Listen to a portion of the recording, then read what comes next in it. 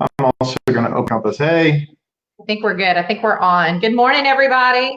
We had a few technical difficulties this morning just getting both Ashley and I on here together. So excuse the 13-minute lag we've got going on. But I wanted to bring uh, one of my preferred lenders on this morning to talk about the fact that the interest rates are so low and that now is a great time to get out and buy or refinance. So I wanted to have Ashley on to talk a little bit about that. Everyone, this is Ashley Van Meter with Interlink Mortgage. good morning, everybody. Thank you for having me, Ginger. I really, really appreciate a chance to get with you and your clients as always. So we really appreciate you. And Haley. We're happy to have you as well. Well, thank you. Thank you. What I would say, just kind of an overview of rates is, what's interesting is before the Fed rate cut last week or week before, we actually saw rates start to decline. So what's interesting is a lot of the rate decline that you've seen has been built into a degree coming over a period of time. We were starting to see refinances about a month ago. What you got to remember about interest rates is they're basically all based on speculation on what's going to happen in the market, because by the time it happens, it's too late. So a lot of times what we see is maybe a 2-week run up in terms of rate reduction, which means we've seen a fair amount of refinance business start to kind of trickle in. And obviously what that means is that houses become a little bit more affordable. Now, what I will tell you is rates are better than what they were, but rates have always been pretty good. Right. We've been looking at great interest rates for well over 10 years. I agree. In the grand scheme of things, I think sometimes people forget that, right? Yeah, so let's put it in context, right? Yes. I was in the business in the mid 2000s where a 6.5% interest rate was pretty decent. Mm-hmm. Okay. We haven't seen rates over 6 since the end of 2008, or since really almost the beginning of 2008. So we've almost had a 10.5-year run of interest rates under 5 for sure, and a lot of those years under 4%. So what we're seeing, there are a lot of people that are like, well, haven't rates always been this low? No, they haven't. My FHA, I tell this story all the time, right? Rates are relative. So my first FHA rate when I bought my first house in 1994, I'll date myself a little bit, was 8. And I was not in the business at the time. And I went back and I looked at my old HUD-1 statement back then. And it was, I did not get ripped off. I did not get taken advantage of. I got a good market rate at the time, and it was 8.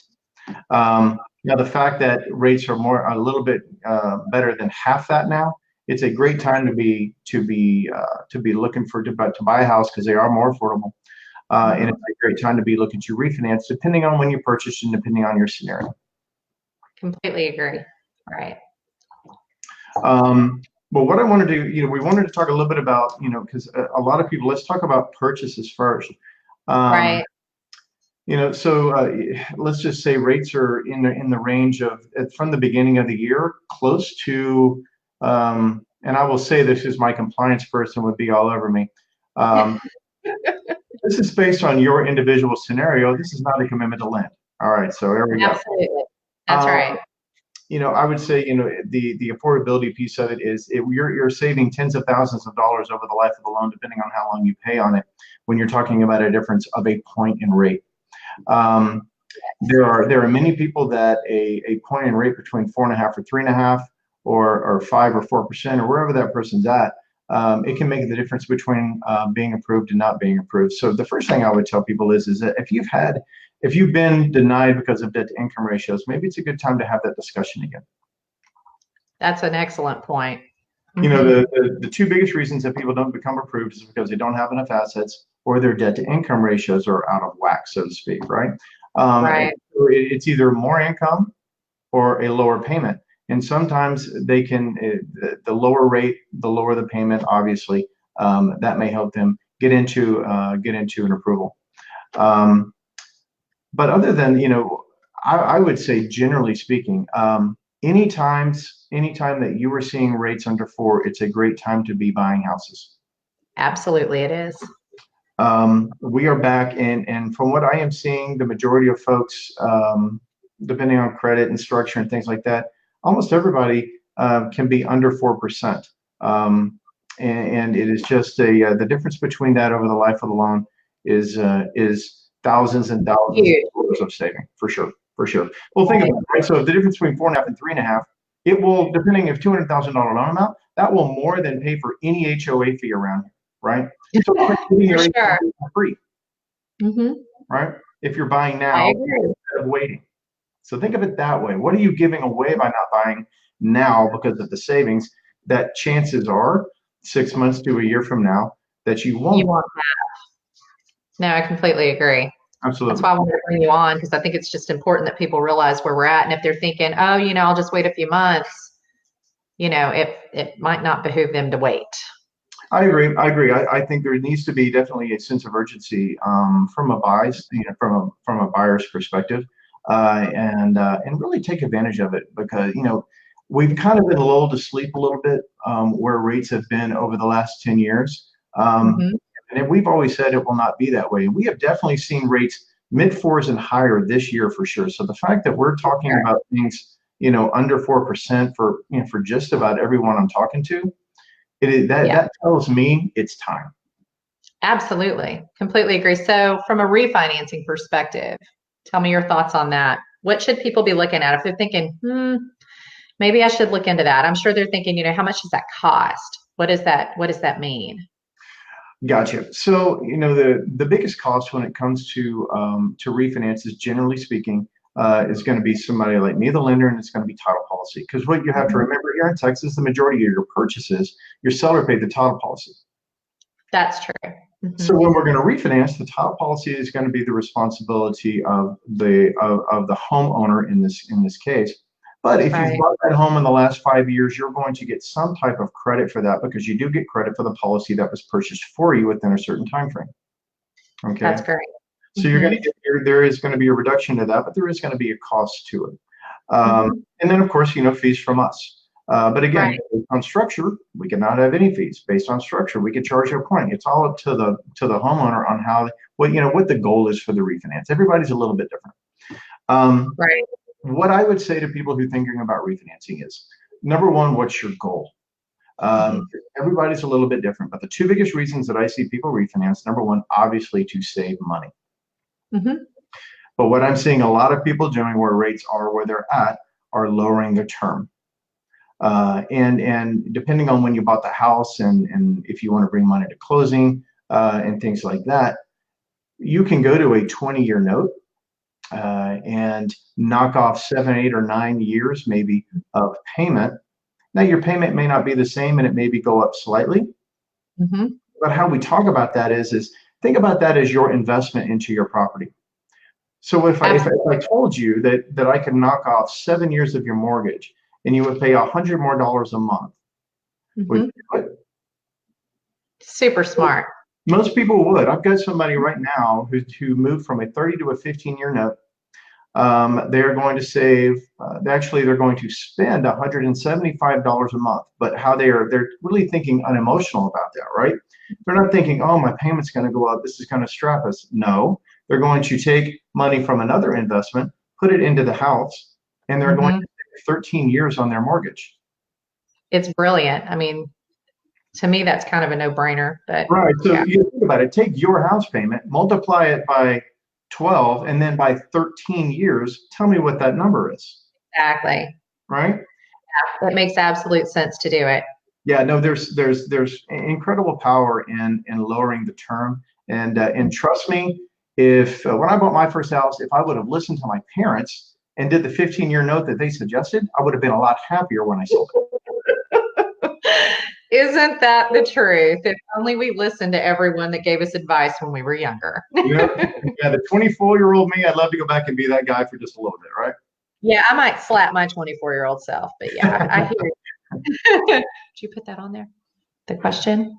Okay, I think one thing we wanted to go over was there was a question that was put on an ad for this broadcast, and I wanted to make sure that I had you answer this. So I'm just going to read you what the question is real quick. All right. Okay, so Michelle Messina came on one of the posts, and she said her question to you would be, what could small business owners do to make their approval process go smoothly? Or what can we do ahead of time so that when we're ready to move forward, we're not having such a hard time? And I get this question because, I'm an independent contractor. And, I run my own business. And so whenever, those of us that aren't, W-2 income people, whenever we go to purchase, it's a little bit more complicated. And so I can see why she would want to know that. I think it's important for people who are in that situation to have this answer. No, I got you. And we get that question a lot. And one thing I will tell anyone who is self-employed, as you are, Mhm. you're going to feel like you're scrutinized a little bit more because there is some additional documentation. Okay. But what self-employed individuals have to remember is your tax returns, depending on how you file them, that is your income. And what you generally will need to look at is the income that we're going to be able to evaluate you on is the income that you put on the front page of your 1040. All right. Absolutely. Less So, expensive. yeah. So when you think about it, let's just say if you're someone's an independent contractor, generally they're going to be a Schedule C. Mm-hmm. They're not going to have an LLC. They're not going to have an S corp. They're not going to be incorporated, generally speaking, right? So Right. what people have to remember is you have gross revenue, right? Mm-hmm. Less your expenses, and at the very bottom of that Schedule C is your net income that you move to the front page of your 1040, generally, less any Right. depreciation and a few other things. That's the Mm-hmm. number I'm going to be able to qualify you with. Mm-hmm. So what I would tell someone self-employed is make sure that you know how you file your taxes. Believe it or not, there's some people that don't. We're like, well, I think it's this, and I think it's that. And I'm like, No. how do you not know? Um, if you, I would say keep great records and know where your tax returns are. I would say definitely sometimes us, depending on how complicated things are, us being able to speak with your CPA if you have one is always a great benefit because sometimes we speak the same language if the borrower doesn't know what we're talking about. Okay. I can do that. Right. The other thing that I would tell self-employed people is, again, gross revenue is not your income. Okay. Pay really close attention to what your net income is because that's going to be the number that we're going to be able to evaluate you with. And the other thing is really getting us all the information up front that we need. That would be, so if you have an S corp or an LLC and you're filing a separate business return, make sure you get us those 2 years of business returns along with your 2-year personal returns. Along with, generally, if you're an S corp or an LLC, you're going to have a K1 to report your income, copies Right. of K1. Make sure you know where all that stuff is. Okay. Now, as far as the consultative piece of it, what I tell business owners a lot of the time is if you want to buy a house in 2020, now is the time to start reviewing what your taxes projected will look like if you file by the 15th of April. Absolutely. Okay. So now is the time to sit down and do that. So you know, and you can start planning for the rest of the year. So you have a plan with your CPA to know how much income that you're going to need to file and show. And you may have to bite the bullet one year sometimes on paying some taxes if you want to show enough income. Right. Because the truth is that we're trying to put as much of our expenses as possible to bring that down, to bring down our taxable income. And, that's the way that most people are really looking to, strategize whenever they go to file their taxes. But if they're looking to purchase a home, they may need to kind of reevaluate that because they need to show some income. Absolutely. But, to answer the question directly, how to make things easier, make sure all pages of your tax forms with all the schedules and all the statements that go with them. Right. Okay. Don't avoid. Start as early as possible, right? And as early as possible. That because again, I've got some people right now. They've got 4 businesses, 4 separate LLCs. It takes a little bit to get through that. For sure. To evaluate that.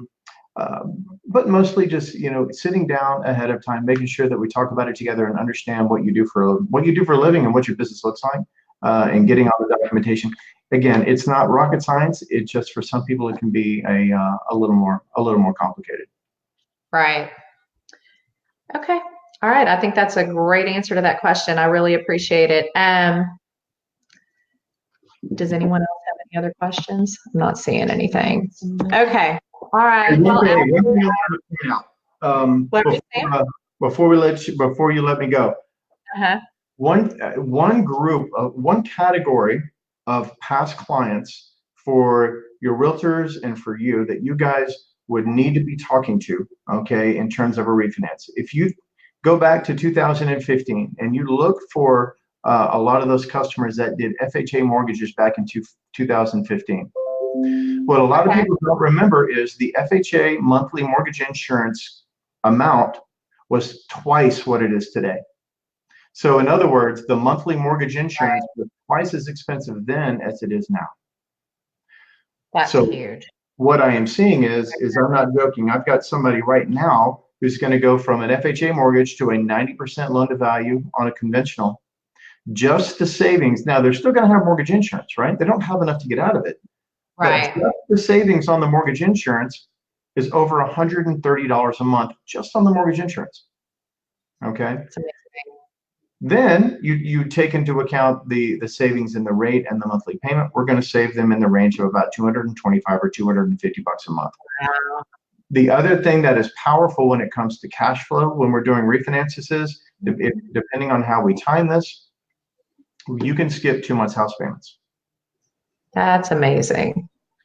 So you close in the 1st of September, right? We're going to pay interest through the day of closing. You don't have a September payment. You don't have an October payment. You make your first payment in November. That can be huge. That can give people the money that they need for, well, just about anything. But I mean, any kind of improvement that they want to make to the house. Improvement the house, saving money for taxes. Kids are going back to school. Sure. And in addition to that, we're creating new escrow accounts. So any money that you have sitting in an escrow account, that's going to come out too. You get that back to you as well. So I'm not joking. I've got a guy right now that's gonna cash flow about $13,000 between 2 months of savings, the money he's getting back from his escrow account, and the 10 months of savings over the next 10, right? Because you're gonna have 10 payments at the $200 savings, right? So you take that and add those all together. It is a 12-year cash flow for him of $12,000 more than he would have if he didn't. That's amazing. It's a win-win-win across the board. So that's why people need to be having conversations about it.